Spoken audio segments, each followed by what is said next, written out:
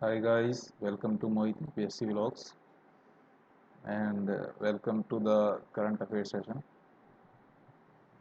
So today there are not many topics to discuss. There are there was repetitive topics in today's current affair. So one topic was Yas related to Yas cyclone. We have already discussed it in previous sessions. So we need not discuss again and again. So we will not discuss that topic. Then second topic is new IT guidelines. Government has launched new IT guidelines for social media platforms and intermediaries who are providing these uh, these platforms like Facebook, WhatsApp, Twitter, Telegram. So So new guidelines name is IT Guidelines for Intermediaries and Digital Media Ethics Code Rule 2021. So all the platforms have pledged that they will comply with these guidelines, and if they don't comply with these guidelines, expert says that they can be exempted from safe harbor protection. This term you have to remember, guys, because it can be given in the statements. So, what is the meaning of safe harbor protection? This is a term mentioned in IT Act. So, what does it mean?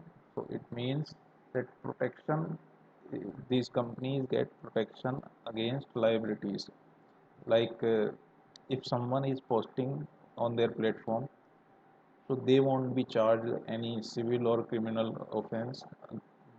There won't be any charges against these platforms for the uh, posting of third party. So they are safe from that issue. If they do not comply with these rules, they are not safe from that protection. So that protection is called safe harbor protection in IT Act. So it is provided under section 679 of IT Act. It is provided in section 79. Okay, guys. So I think this much information is good enough for this IT guidelines. We need not to know much more. If anything extra comes in future, we will add that in our notes. So next topic is Subodh Kumar Jaiswal. Who is this person? He is new CBI director. So he has been appointed by the high level expert committee that is comprised of Chief Justice of India, Prime Minister of India, and leader of opposition. And if there is no leader of opposition, then leader of largest party in opposition. He can be the third member. So they have selected Subodh Kumar Jaiswal as the CBI director. So in this meeting, there was a unique incident, which was that Chief Justice of India has mentioned that we should not select a person who is going to retire in 6 months. So we should select a person of CBI director, person as a CBI director who is having more tenure than 6 months. So this thing is to secure his tenure so that he is not biased in his functioning during his tenure. So if he is having insecurity about his tenure, then he can be managed or he can be manipulated by the government. So this uh, is there any legal statement about this? Yes, Supreme Court in 2019 has provided some rules that any person who is retiring within 6 months, he shall not be selected as CBI director. So this is, and that rule is residual tenure rule. In 2019, Supreme Court has given this rule, residual tenure rule. So residual tenure rule means residual tenure should be more than 6 months of that person who is going to be selected as CBI director.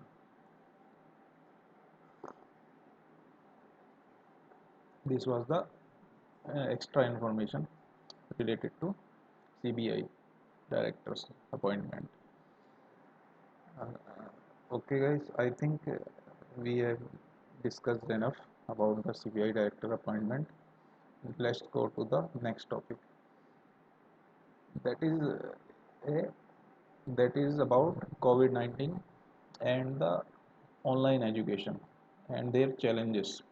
So this article was talking about the challenges in providing education to the children in the pandemic, because during pandemic only online classes are going on, and most of the section of our society cannot afford to go online because there is a huge digital divide. What is digital divide? Digital divide is that a particular upper middle class or middle class section only is having access to electronic devices, like mobile phone, smartphone, and computers, and internet connection also. So, and a large section of our society do not have access to basic electronic things like smartphone, and they do not have access to the good internet connection also. So because of that there is a digital divide. So if we, in this pandemic only online classes are going on, then this larger section of our society will be left behind. So we have to think about the remaining section. So article talks about that government should provide support to that large section in terms of government expenditure in education. Government should uh, government should spend more on education. And in last article, in previous in yesterday's article, we have discussed about the health also. In that also they have recommended that government should spend more on health also. So these two subjects are very important if we want to develop our country. Health and education, government should increase the expenditure on health and education.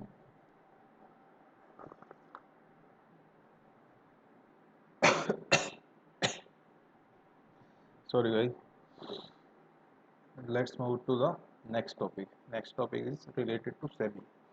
SEBI is going to do forensic audits of listed companies. So what is forensic audit? Forensic audit is they will go and check the financial statements of the company in a and collect the proof so that they can be provided in the court if there is any dispute. So that will be forensic audit. Then what are listed companies? The listed companies are who are listed in share market. Okay guys, let's move to the next topic. OCS, one center, one stop centers. What are one stop centers? They are grievance redressal mechanism, one type of grievance redressal mechanism. It is mostly under the Ministry of Women's and Child Development. So to provide grievance redressal of the women, there are many one stop center. There women can go and complain. Their complaint will be listened, and they will be provided some conciliation, and they will be given support if they are needed any type of support. So this why this is in news, because government is planning to open 10 stop centers in foreign missions also, to address the gender violence against women in foreign countries. So this is about all about the about this topic. Let's go to the next topic, that is Israel Palestine conflict. So in this conflict, the article is suggesting two state theory, that is already many countries are asking to in this conflict that there should be a two state theory, a two state solution for this Israel Palestine conflict.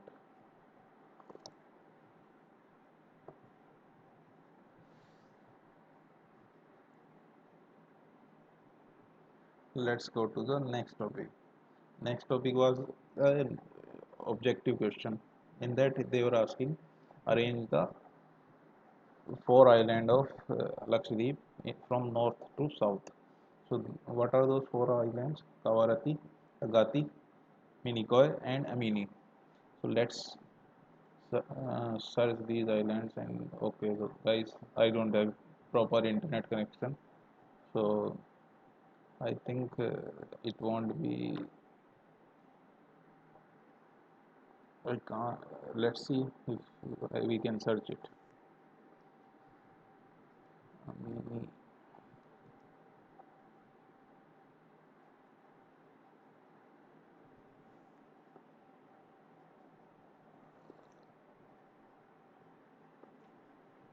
Internet is very slow, guys, so I cannot show you in on Google Map. So I have already checked this question.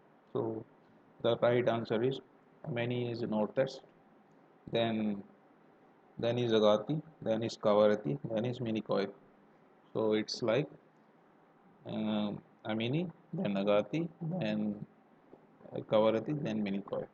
So this is the final topic. Okay, guys, I think you guys enjoyed the session,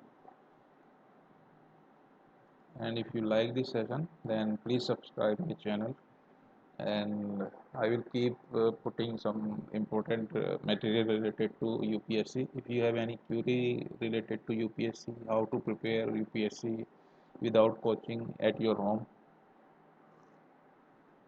you can contact me, you can DM me, or you can comment in the comment section. I will reply as soon as possible. Okay, guys, thank you for joining.